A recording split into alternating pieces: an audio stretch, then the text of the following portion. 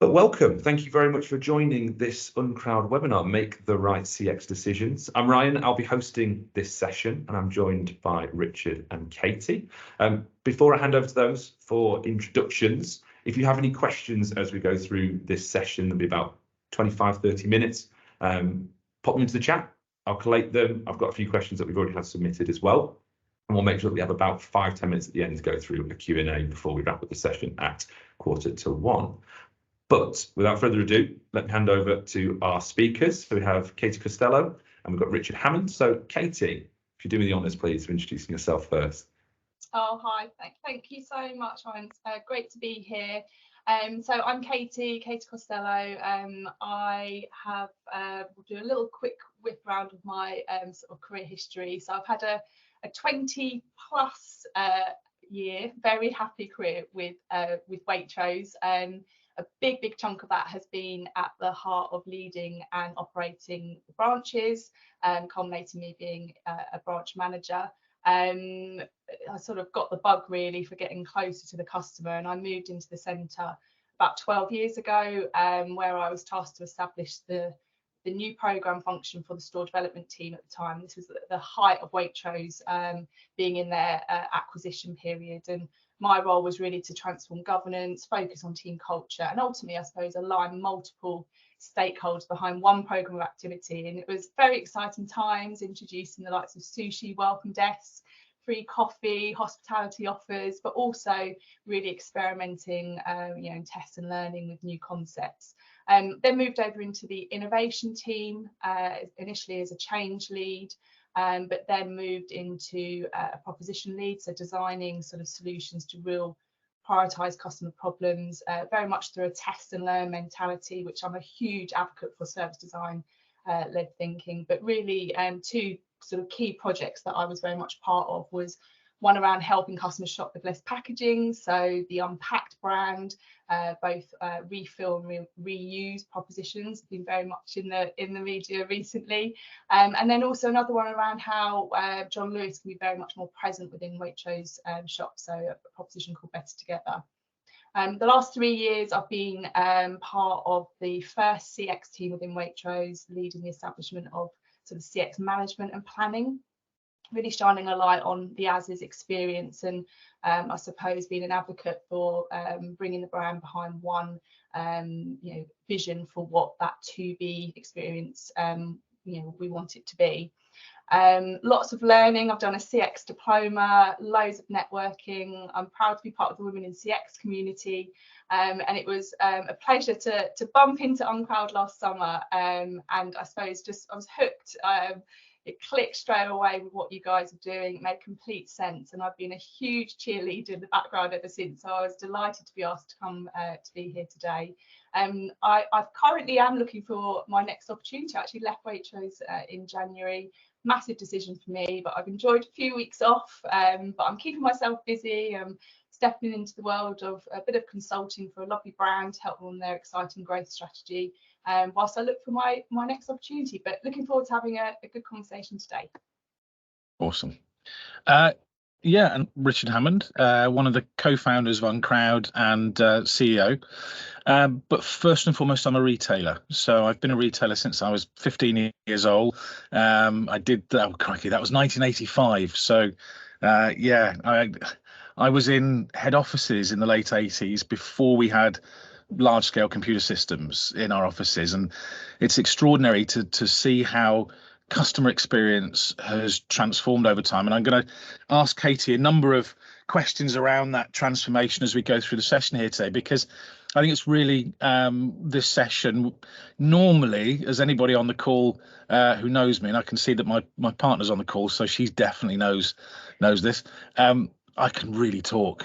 But this session is for Katie to share with us some of her knowledge from the coalface, because much as I'd love to talk about what we do, actually I'd love people to be able to leave this session with one or two extra tools in the kit bag around some of those challenges that come from both promoting CX as a function within the business, and Katie mentioned it in her introduction there, aligning stakeholders, understanding where innovation fits with CX and so on. If we can find one or two strands, one or two threads to pull on around that, we'll have done very well in this session. So I'm going to start really with that first point, actually. We're going to look at some of the structure of pulling together a CX program and ensuring that CX program delivers the outcomes that you're looking for. But let's start at a point which is usually towards the end, and that is the point around aligning stakeholders within an organization behind the idea that CX is something more than paying lip service to customer centricity. So Katie, what's your approach to bringing what are quite often diverse voices and needs in a business like Waitrose, for example, together behind an idea? Yeah, I think when we first sort of talked about some of the things we wanted to discuss, I think when we talked about how you can sort of get better visibility on where things are going wrong and why, I mean, just immediately what I kind of comes into my head, and I think why you wanted me to kind of bring some reality to around where that sort of theory stops and the consequences really start, is actually, are you ready to take action? Once you've unlocked this better visibility, are you ready? Because you can put a ton of effort in and expense into kind of unlocking a better understanding through various means, but actually if you're not ready to take action, it can be a huge disabler. And I think I'm a massive advocate, both through my own experience and my learning and networking, of the importance of being ready. And I think being really clear, like in your organization, who are your influencers that you can bring together to really champion that CX cause. Yeah, it's interesting you mentioned that part of it. Ryan obviously looks after the business development part of our activity, and we'll often talk about building those stakeholder maps as we're looking to kind of create influence within a prospective customer, and it sounds very similar, and when we build a stakeholder map, we're looking at what are people's problems to solve and so on. How do you approach each one of those influencers within the business? Yeah, so I think from my experience and learning, I think what I've found is there's a common thread of why you're all there. You're there to make your customers happy, give them the best experience, and drive a profitable business. And it's unlocking that kind of, I suppose, that realization that we are all there to do and deliver the same thing. And I'm a big believer of being able to sort of connect the dots and create that holistic view of everything that you're doing to that will make change for the customer. And as soon as you start kind of looking at it in that way, and perhaps positioning yourself in whatever stakeholders' shoes it is, and connecting those dots, well, actually, you want to drive that. That's your priority. But if we look at it from this lens, we're trying to do the same thing. And I think that's something that I've really seen, especially being on the job hunt as well. You can quickly see through reading job descriptions when you're looking at an organisation that actually has got silo activity happening, and you see words like how you can align and working across boundaries and all of this. And I think it's very common still out in the CX profession. But yeah, I suppose for me, it is really about how you can really bring to life that that common cause you're all there for. We have one customer who has 25 separate product managers just on the digital side of the experience. And on the one hand, you go, that's great, you can afford to invest in 25 experts to create that end-to-end experience. But on the other part of it, helping each of those 25 to understand that it's not just about excellence in their area, it's about the relationship between each part of the journey as it passes. That can be a real struggle sometimes. And in our case, we found that it's about making sure that each of those stakeholders sees the information that really relates to the things that keep them up at night, and that quite often is the knack. And So I started my head office journey at 18 in a retailer where I didn't know that I wasn't allowed to walk around the building going, what's that? Why'd you do that? Who are they? Why don't you talk to that person? They hate you. Why is that? Why don't you show your budget? How are you hiding that money? Why is it? And it was hilarious because I was like an idiot toddler. I didn't know I wasn't supposed to do all that. So you'd walk around the place and people would be almost so startled by it. They would go, well, okay, so I do this with my budget because actually I don't trust the buying director, and I'd like to have some money left over for promos when I'm going to miss my target. Okay, and you kind of got that impression over time of the silos are always there because we're human beings, and so you have that challenge, don't you, of how do you progress something that, on the one hand, can seem a little bit ethereal, making customers happy, giving them great experiences. Our challenges have been to put a measurement on that.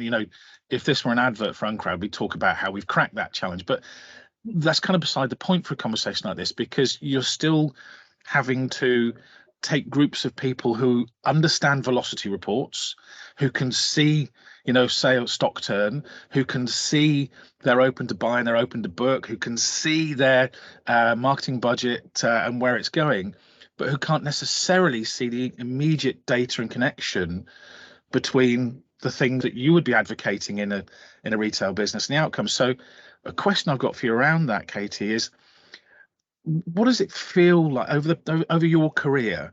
How does it feel like the importance of CX has changed to those kind of leaders in the businesses that, in the industry for you? How do you feel CX has changed over time? So I think there is still a lot of confusion, if I'm honest, and that's as much through my own learning and speaking with my network, not necessarily from my sort of career experience. I think there's a lot of just simply between customer service, customer experience, but I think there's a lot of intention. I think, when we first put I'm so fresh out of Waitrose, I still say we. When the first CX team came in 3 years ago, there was good intention. There's good intention from the business that we need this, but we don't necessarily understand if we've got it right in terms of the setup and structure and how it works. And that's why the last 3 years has been like a massive learning curve to almost, I suppose, understand, actually, we know this thing around, a better experience creates better customer advocacy, improves your business, and it's quite it's not rocket science, but it can be. It's quite a different way, mindset of looking at how you do things. So, I would describe the last 3 years very honestly as it's been a really enjoyable, really real learning experience. And I think, when I speak to my network or listen, to podcasts and webinars, it's still it's a lot of learning still going on in this space. And I think that's okay, but I think it is having those good intentions, and that's why I'm a strong believer on bringing those like-minded people together within a brand to really kind of champion that CX cause and show that benefit. And I mean, if we're going to talk about benefit and commercial benefit, if you were pushed to kind of, as a, let's say, leading a CX team in a new mythical retailer that you join next, if you're pushed to align with commercial outcomes, what would you say to that as a CX professional? So I think that's, for me, the importance of making sure that you're very clear on what it is that you're trying to deliver across the brand, and actually, for me, bringing those commercial outcomes together with what you want to deliver for your customer under one strategy is achievable. It's when it's starting to be done in silos that for me becomes a problem. You need to have the ability to sort of orchestrate everything that you're wanting to do under one holistic view. And for me, that's when you can really start being more pacey with your action and make better choices, because you might find that actually you're really trying to push something for the customer, but actually the readiness is not there, because there may be some other things within a commercial priority or retail priority, or however your organisation is structured, that actually need to happen for you to then be able to come in and actually really land that customer change properly. I'm a big believer in like getting that balance between, across all your touch points and propositions your customers interaction with, what do you need to kind of fix, what do you need to reimagine, and where do you need to innovate. And actually, as I said, you could want to land something quite big for the customer, but there are some things that from a technology perspective or a commercial perspective need to be fixed first to actually reap that true reward for the customer. That's always a really interesting, isn't it? You, as a vendor and as a retailer, and in both circumstances, you will often hear, "We'd love to, but." We've got to fix this fundamental thing first. We've got to create this fundamental capacity, has to be solved, and it's always something that you kind of know in your heart is never actually really going to be solved. And it feels sometimes like improving the customer experience still gets kicked down the road a little bit, because it feels like there are bigger, more immediate problems. And I was going to ask about something you've talked about quite a lot in the past, where you've talked about the task force mentality and building those CX task force kind of task forces that help to create that head of steam behind something. So, given the title of the webinar, talk us through your kind of favoured structure for pulling together that kind of CX task force and how you would drive that. Yes, I mean, whatever you want to call it. I mean, task forces come from my CX Academy background, and then I've heard it being used as a steering group or what have you. But ultimately, it's bringing representation from across the business together. And I think the key that I've learned to unlock bringing the right people together is the ones are championing the customer and being really like, when we say champion the customer, they are thinking about the customer. And I think so for me it shouldn't be a complicated thing if you've got that intention as a brand or a company that you actually are wanting to focus on a customer-led strategy. It shouldn't be complicated, but I think it does help if you are a CX professional that you have a bit of a superpower on kind of working across boundaries, influencing stakeholders, because you're going to need it. And it's interesting when you read job descriptions, all of those skills sit within there. So it is a common, as I said before, it is a common thing out there still. So it shouldn't be hard. And I think it goes with, who are you, approaching the right people and putting yourself in their shoes of what they're wanting to achieve. And when you've got a task force together, what would be your next favoured moves? What would you progress to from having that team of ideals pulled together? Yeah, I mean, I think we've talked a lot about kind of getting a better understanding of your sort of relative attractiveness and your mapping your journey in comparison to your competitors. And I think for me there really needs to be quite a strong foundation set or at least a common aligned understanding between your kind of task force that you bring together across all of your touch points and proposition, an aligned understanding against what you sell, how you communicate it. Three things. The first for me is like, what are we saying are the non-negotiables for the customer? What is the minimum thing we're promising our customers, and almost what are your guardrails that will keep us on point for that?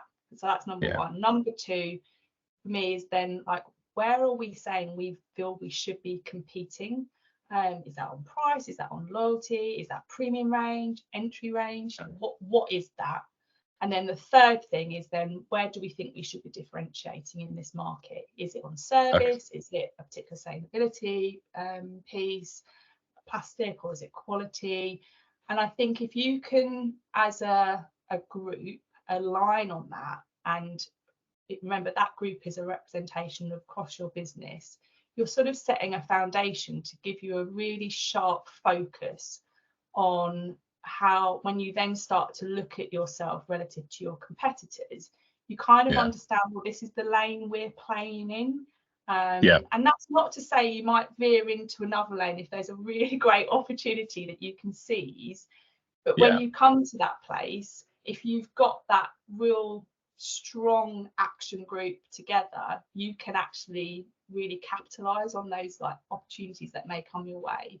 But I think that, you know, when I look, you know, at some of the critique that happens across, especially in grocery retail, you know, well, are they there for that or this? You know, are they known for this or that? And I think if you can have that common understanding, and, you know, for me, that starts to then chunk up into like having a real, you know, strong CX strategy. So knowing where you are now, your as is, and where your to be will take you, where you feel it should be taking you.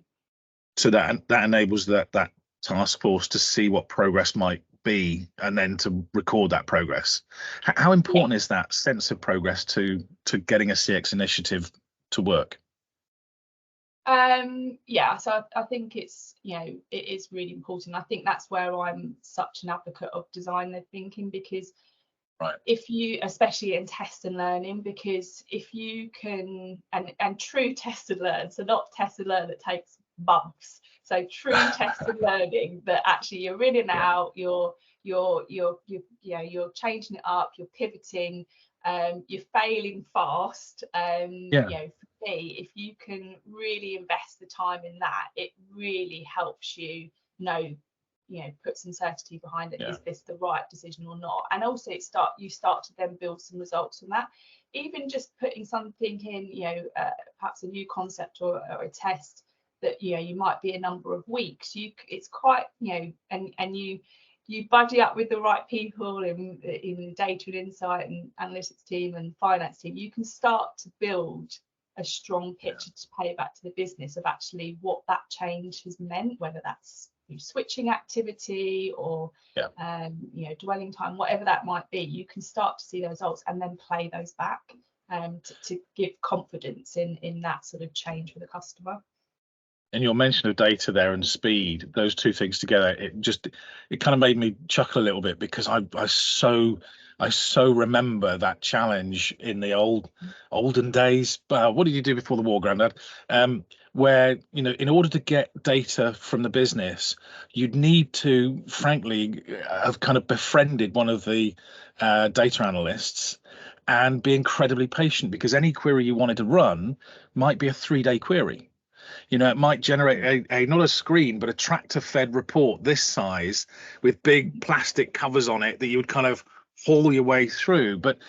And that meant that by its nature, you could only move forward very slowly, because every small change, and that seems to me one of the biggest changes in kind of creating great CX now, is that the availability of data and tools, not just the sort of thing we do, but, you know, think about digital optimization tools, the proliferation of great solutions to taking a digital experience and being able to carve out better paths through it automatically, and to run that analysis and see a set of results in seconds. Once you collected a set of data like ours, you get a chance to carve it any which way you want, instantly, live. Although kind of when you run a business doing this, you start to see a little bit of the framework inside. I was looking out that way. Obviously you guys can't see where I'm looking at, but I'm looking towards our CTO, John Phillips, who each time I run the wrong kind of query in our platform, it generates a storm of SQL calls that end up costing us a ton of money. So it might look lovely to somebody like yourself, Katie, on the receiving end of it, and we love it when people use our data and carve it up. But goodness me, sometimes you have to run hard to keep it running. But that seems to me to be one of the really big changes in CX for people at the coalface like yourself, is you can make those changes, and you can make suggestions, and you can afford to learn and make mistakes. I saw Target 3 years ago now. They introduced 236 brand new kind of micro changes to the experience in store in 1 year. Each of those with a team, each of those with an implementation process. 30 of those then went to large scale programs, and of those 6 became permanent changes to the way Target runs its business. And that kind of throughput is thrilling, isn't it? That opportunity to see that kind of pace as it happens. And you talked about in your own career having had innovation experience as well as CX experience. So I wanted to ask about that and where you see the relationship between innovation, speed, availability of new sources of data, and being able to change the customer experience more effectively. Yeah, and I think, you know, innovation is really important. I think also within the grocery industry, it's always like, what's the next big shiny thing that's going to land in the grocery industry? And you know, I think innovation absolutely does have its pace, but I think what we're starting to see is, through the development of the profession, is a better understanding of actually within journeys what sort of, you know, and using your terminology, what friction, what reward is happening.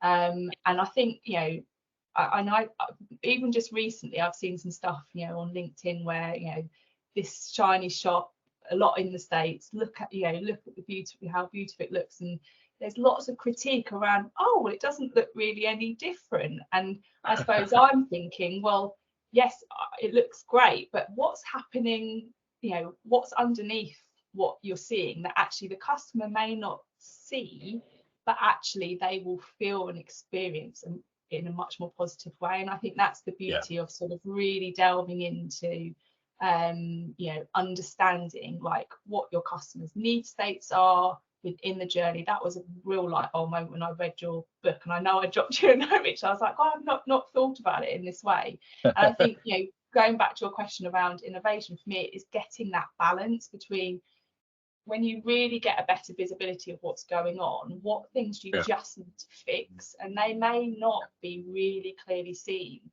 and appreciated straight away, but once your customers start getting the benefit from actually something you may have just tweaked that may not be big and shiny and like everyone's sort of, you know, doing sneaky visits in from competitors to find out what you're doing, but actually your customers just subtly having a better experience as a result. So for me, there is that balance to be had between that sort of fixing stuff, being aware when something needs a bit more, you know, a bit of a reimagine, and then actually where there's a place for or a gap for innovation. Yeah, and one of the things I remember very vividly when we first started this process, I won't name the retailer, but it wasn't Waitrose, it was another grocer. Somebody who's become a real friend of ours since then, was incredibly generous and honest with us about the challenge of running an insight division or team with each of British grocer.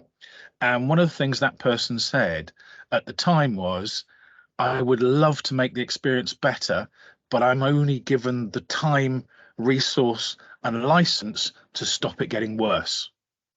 And part of that was the tool set. Part of that was that their customer feedback tools are really good actually at highlighting, you know, highlighting fires. We talk about, you know, finding fires and putting them out. If you're getting a consistent feedback that says, I literally was set on fire in your store in Norwich the other day, well, the alarm bells ring and you go, we probably oughtn't to do that. It's fairly easy to work out that's a negative, but then quite hard to use those feedback tools to find out what would customers like from us, what would change.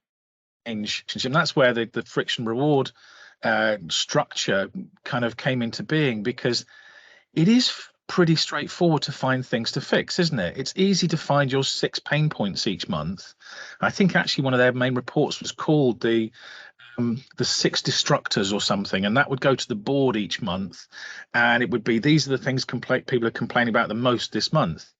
You end up with a mindset that kind of drives itself into, my job is to fix problems that are real to customers. So that is CX, it is customer oriented, but I never then get a chance to move on to the things that might make somebody want to spend more money with me, might make them bring me more share of their wallet, that might, if you know, hopefully bring them over from a competitor to my experience. And in your kind of, and you know, I'm aware that some of these questions, Katie, are probably very much like the ones you'll be in interviews over the next 6 months while you. So, well, yeah, what would you say your greatest weakness is? Oh, if anything, I care too much. But that question of how do you help a business to understand that its next best action might not be a problem solve or a fix, it might be a positive assertion of an improvement. How do you persuade people to back something like that? I mean, for me, it just goes back to getting organised, and you know, this is why I'm a strong believer of, like, you know, you've got to have a sense of order. And anyone that knows me, it's on this call, I am like misorganised, and you know, you do have to. This is why talk about, you know, making sure you understand who your CX influencers are, who your task force or steam, whatever you want to call it is, so that you're, you know, you are working from a place of alignment and common understanding. And I think, you know, I hear loads, like when I talk to my network, oh my God, we're just swamped in data, our insight stack is huge. And you know, it's almost like it's such a common thing. Like, we've just got all of this data and insight, but how are we actually using it, and what's the role for each of it? And I think, you know, when, you know, if you can sort of start to unpick that, I think you then just have a much clearer sense of what actually could be the most prioritized opportunities. I think, you know, it can be quite disabling, like in terms of if you've not got that alignment and you're just swamped in data, like.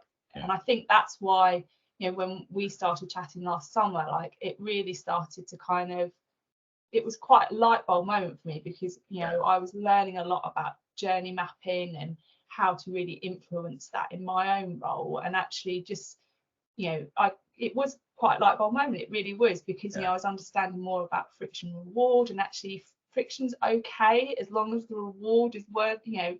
And I think it goes back to like getting ready to create action, because it will not having that alignment and being swamped, and that's the disabling thing. If you can sort that out. I get that. Yeah.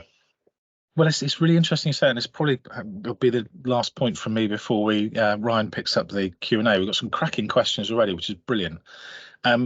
There is an idea we talk about in when we talk around friction and reward, which is the idea of friction debt. That anything you ask a customer to do that's extra, and that might be to open your app to find a product in store. Great idea, technically wonderful, or to scan a code to get a discount. Anything you ask a customer to do out of the ordinary immediately creates a debt in friction. And in order to be able to get a customer to even contemplate going through that friction, you've got to repay that debt and show that that debt is repaid many times over by making it clear that there's a benefit at the end of it, that the thing they get from having pushed through that friction is worth them doing it. And you see so many initiatives fail where the team will say, yeah, but it's a great app, it does loads for the customer, look at. But the customer can't see that until they push through the friction. They're not going to do that unless they can see that they're getting repaid in that from that friction debt. So I'm going to hand over to Ryan, and he's going to puncture us with punctuous. That's not the right word, really, is it? But he's going to throw questions at us. Yeah, some aggressive questions there, if that is the case. Thank you, everyone, for your questions as we've gone through. I think probably a best place to start would be with Jeff's question, and there's also a follow-up from Sarah as well, and then we'll turn to some of the questions afterwards as well. So Jeff's question for both of you is there any data on how breadth of assortment affects CX? Is more really better, or is curation and focus the key to efficient shopping and ultimately sales? When does more become frustrating? So Katie, if you'd like to tackle that one first. Yeah, I mean, I think, you know, talking quite openly, we've done a lot of, Waitrose done a lot of work around breadth of assortment, lots of work on what's the customer looking for, how you can kind of help them create ease, especially in products around that are kind of more sort of distress missions as well. So I think there's lots to learn still in this space, and I think that goes back for me about really understanding that need state of the customer for your sort of core missions, and then understanding how you can then really tailor the experience to satisfy that need state, and I think that will then help unlock whether you've got the right breadth or not, if you're on a POS overload or not, or I think it's sort of unpicking that first to then understand if and using your voice of the customer and voice of employee as well. I think anyone who's sort of working in this space that hasn't experienced working in the in the front line of an operation, for me it's an absolute must to have that experience. And what you can learn in the space of 2 or 3 weeks of just investing that time. And I think that with test and learning as well, you can be with a customer, and you can this was done on some testing we did 18 months ago. You can fiddle around with the fixture, what do you think, and change it up. And that's the beauty with test and learning, and the amount of data you can glean from that really helps you pivot your tests and move into sort of some more kind of trial activity. Yeah, absolutely. This really interesting the way that Jeff has phrased the question, where he's talked about data, because there are a number of considerations in that question, aren't there? That you mentioned it, Casey. We're so swamped with data, almost unnecessary data, that it can end up driving us to make decisions around what we offer, because we take whichever data source looks most credible. So, for example, we know that the 2 most common customer feedback items, the first is price. Everybody, when asked, will ask for a lower price, because why would you do otherwise? And choice is usually the second or third item, most often the second. But when people are saying, look, I want more choice, there's not enough choice, what they're often saying is, I didn't find the right thing. And it seems to us as customers that the right thing then is to say, well, look, I didn't find the brown shoes I wanted, so show me more brown shoes. When that's not what a customer really thinks. The flip side to that is that the word choice has become a synonym for freedom. And who votes against freedom? Who doesn't want more freedom? So more choice. There was a period of time where CEOs would report to the city about the growth of their assortment. B&Q was a really good example. And we talked about B&Q before we start the show, but B&Q's marketplace, for example, for me, is a retrograde step. But it looks good on paper. Look, now the customer can choose from a million things. I don't want to choose from a million things. Sell me the right thing. Don't give me another place like Amazon where I don't know whether that fastener or that tool or that approach is the right thing. Actually help me get to the answer, which, to Kingfisher's credit, they very much do with the way that the customer interaction on Screwfix works. So, Screwfix feedback, often full of tips from real builders and all those sorts of things. So you get that happening. But then coming down to the base question, is there any evidence?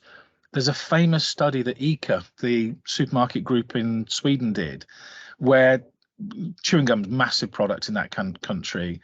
And it used to be at the impulse part of the queuing experience, there were dozens of seemingly critical chewing gum brands.